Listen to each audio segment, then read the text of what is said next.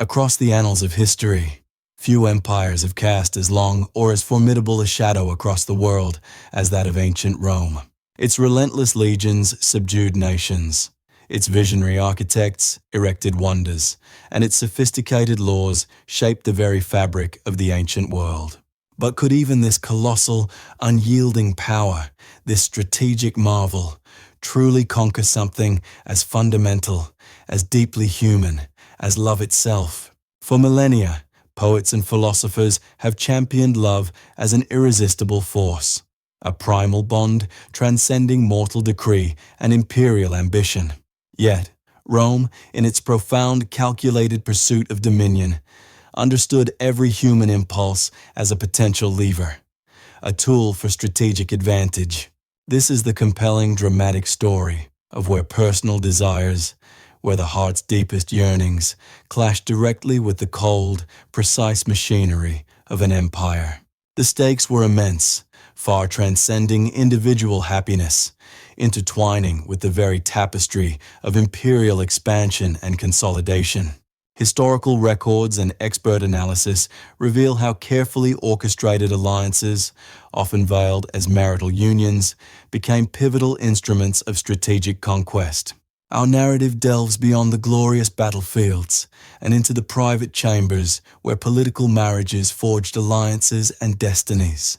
Here, we uncover how the Roman state meticulously orchestrated relationships, not for romance, but to cement its authority and expand its vast dominion. Join us now as we explore the strategic genius, and sometimes the heartbreaking human cost, of Rome's relentless, ultimate ambition to conquer all.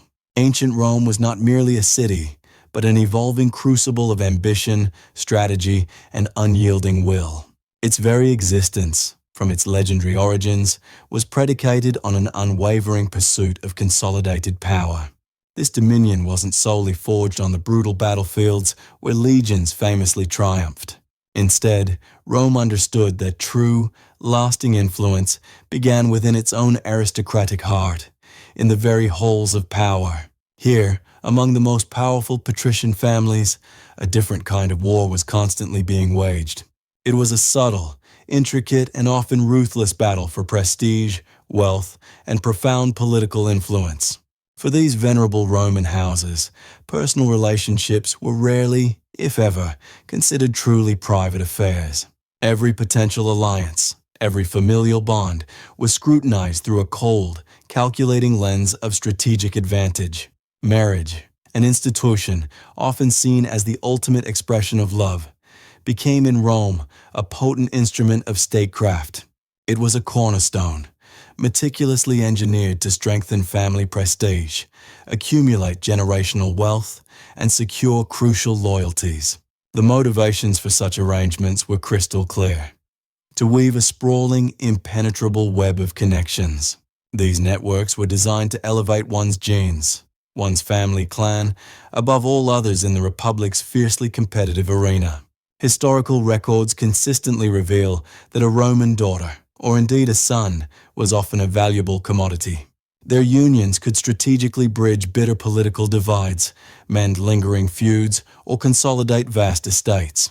Such strategic marriages allowed immense resources to fall under a single, more powerful and influential banner.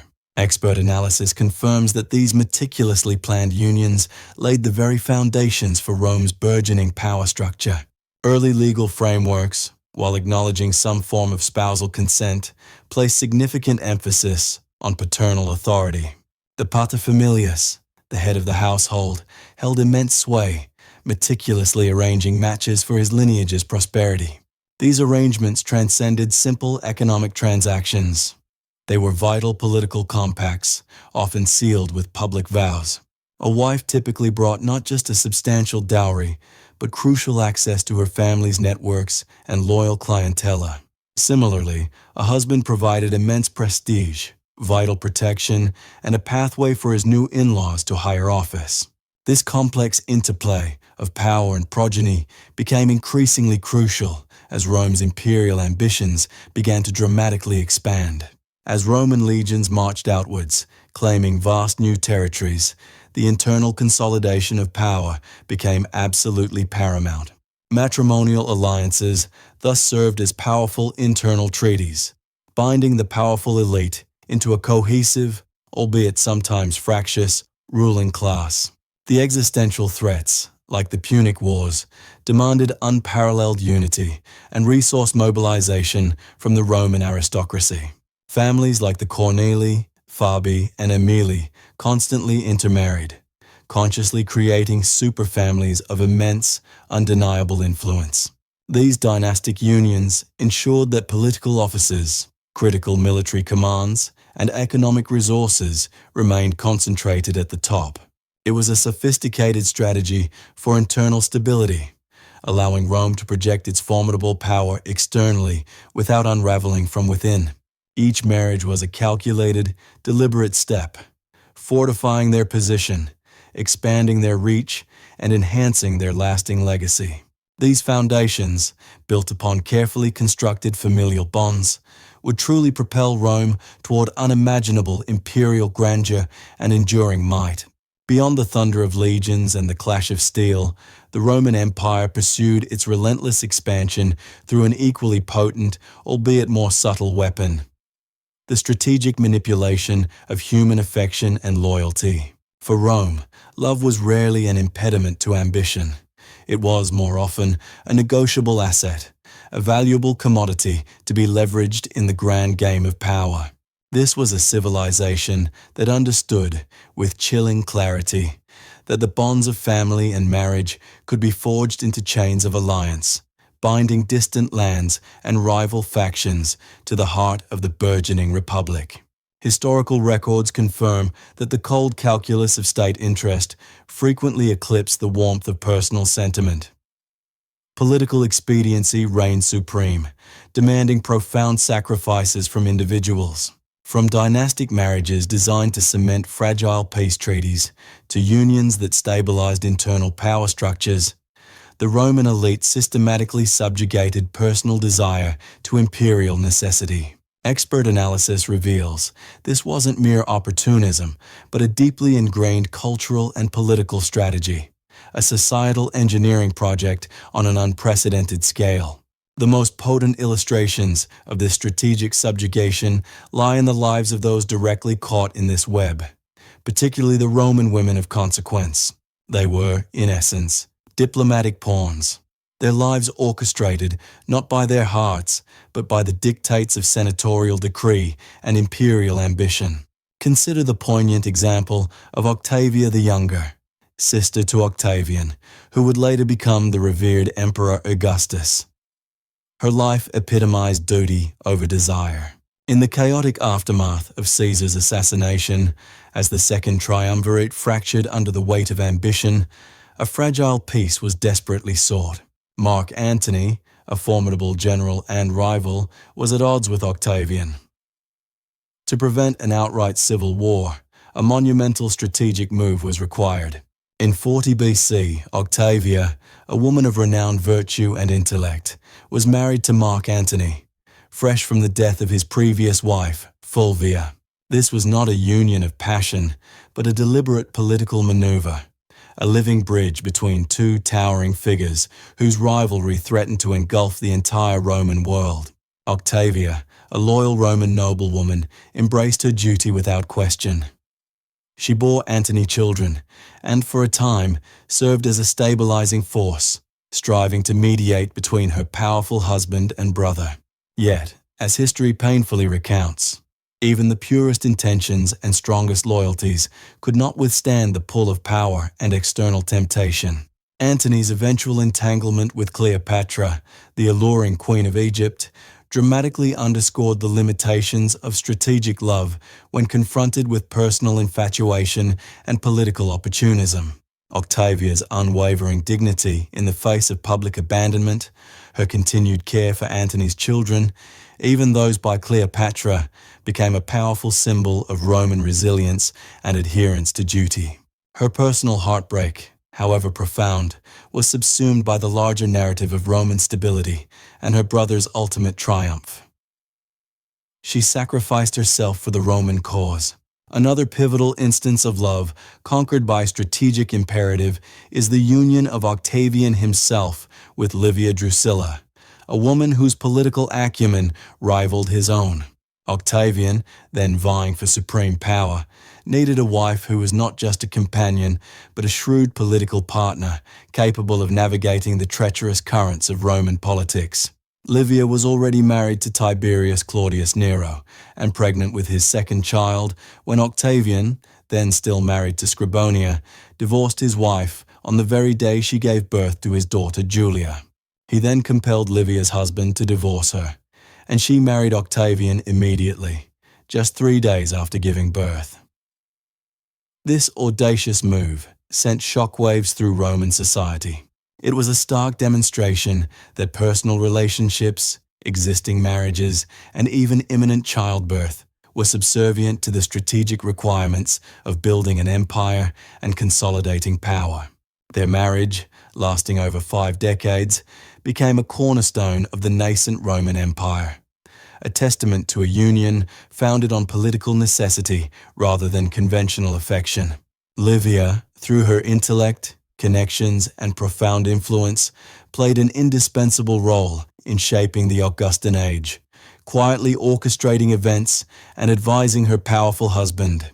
Her partnership with Augustus cemented their dynasty, ensuring a smooth succession and projecting an image of stable leadership, all born from a union that started as a strategic imperative.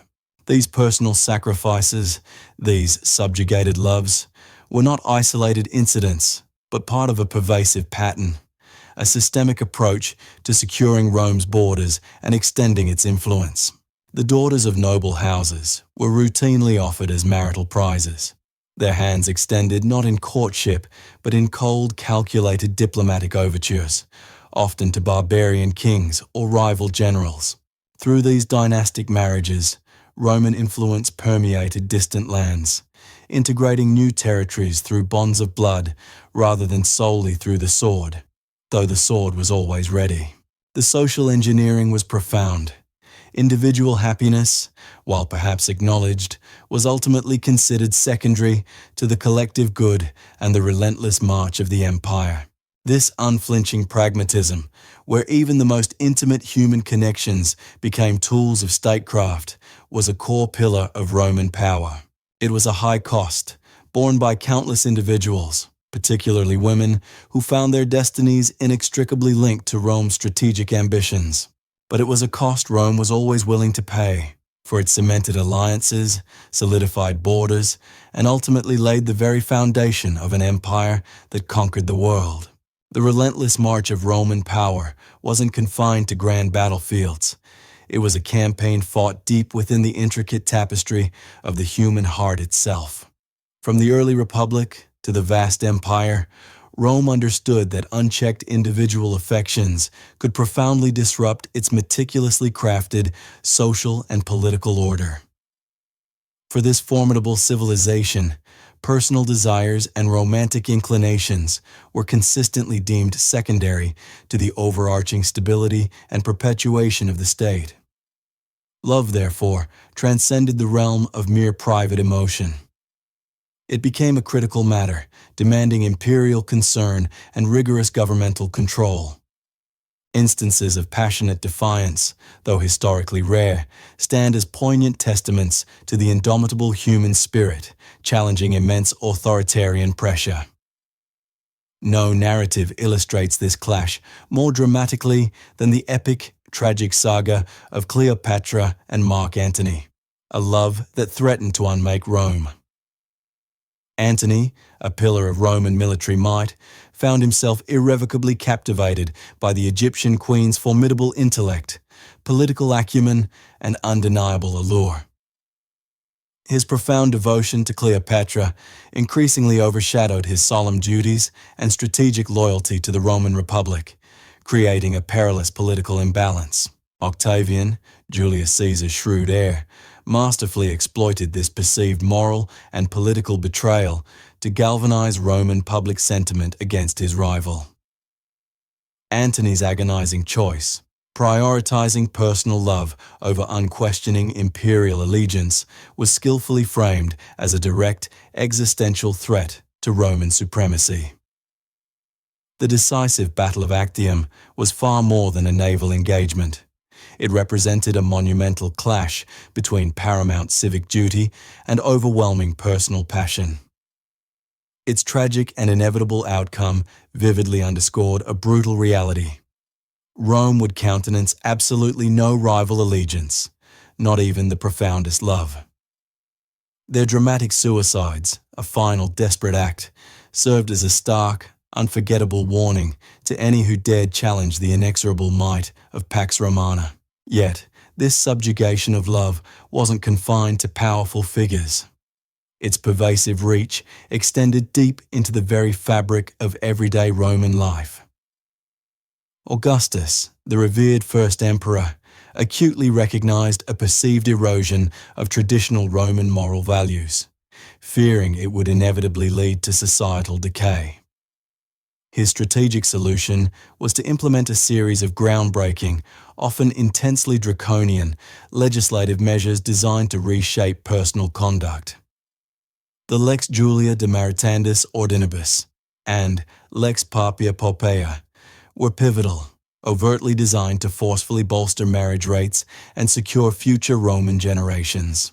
These sweeping laws imposed severe penalties on unmarried individuals and childless couples, irrespective of their personal desires or life circumstances.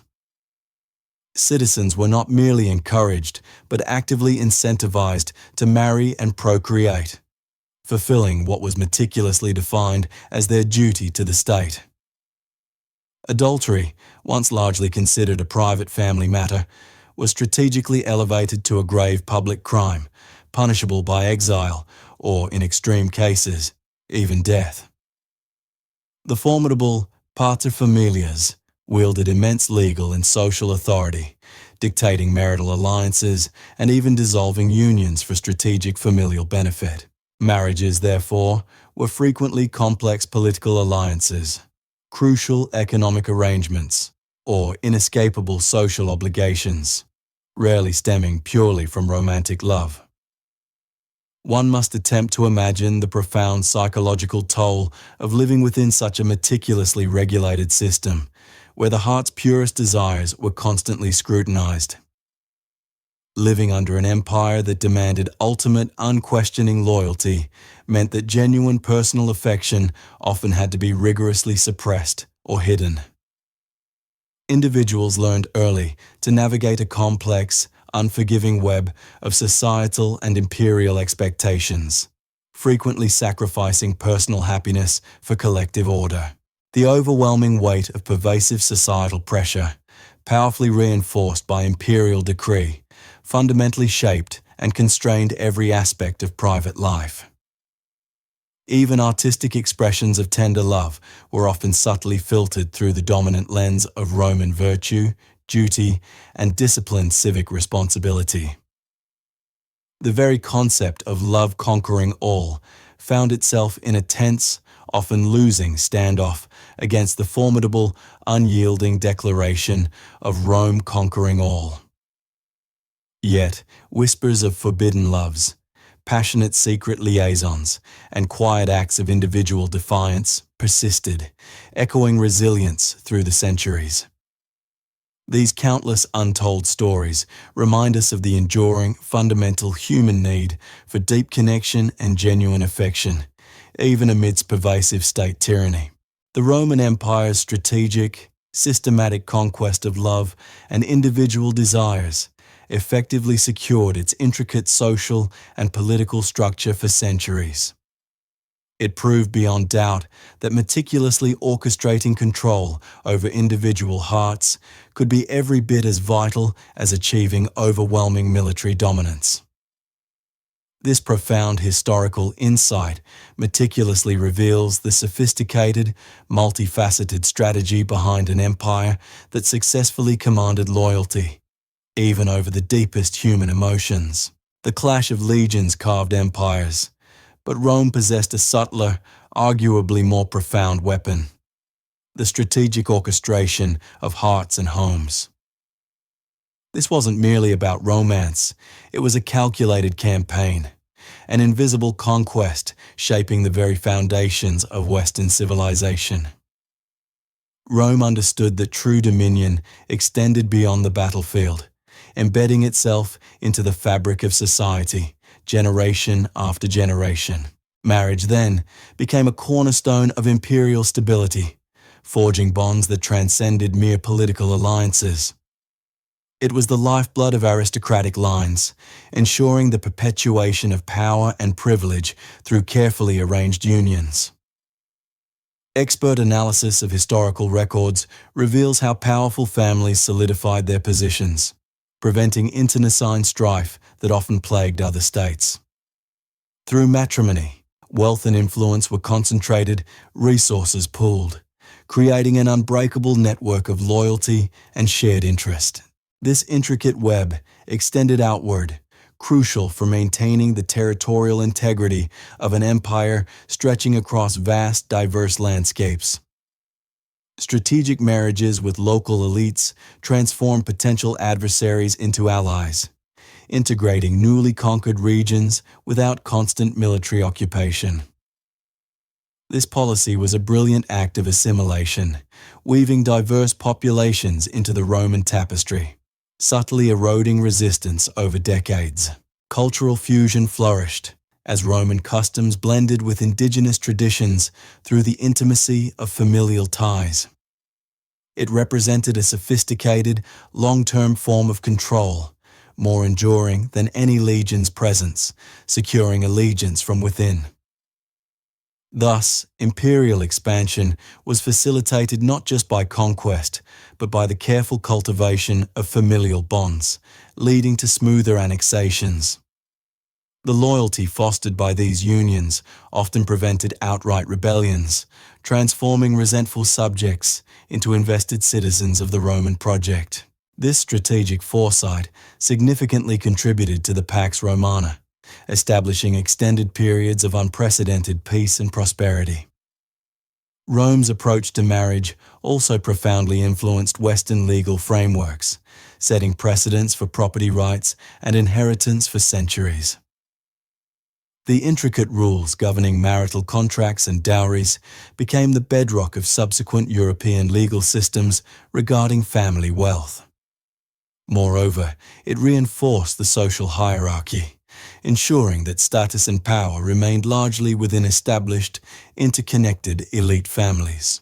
The Roman ideal of the family unit as the fundamental building block of the state became an enduring concept across the Western world. Its lasting cultural norms regarding kinship, alliance, and succession continue to resonate, echoing through modern institutions and societal structures. Indeed, the subtle strategies of Roman matrimonial politics continue to shape our understanding of family, power, and legacy, even today. This unseen empire, built not on swords but on vows, represents the true depth of Roman genius, a legacy beyond ruins and triumphant legions. Rome's conquest of love, therefore, stands as one of history's most compelling testaments to strategy, foresight, and the enduring power of human connection. Thus, we conclude our journey into Rome's remarkable strategy, the unseen conquest of human emotion. Imperial will bent deepest personal affections to its formidable purpose. This conquest wasn't of legions, but of loyalty and family bonds. Personal desire was harnessed for the collective Roman destiny. Expert analysis of historical records reveals how personal desires were subtly reshaped, becoming vital cogs in Rome's vast machinery of expansion. This potent strategy echoes throughout history. Later empires also understood that internal conviction superseded mere military might. For the unseen battles waged within the human heart, for power, legacy, and national pride, are often history's true decisive moments. Grasping these profound dynamics offers a deeper appreciation for history's intricate fabric, unveiling grand imperial designs' enduring impact. Join us again to illuminate more epic sagas. explore cinematic depth and meticulous research. Subscribe and continue this journey through time.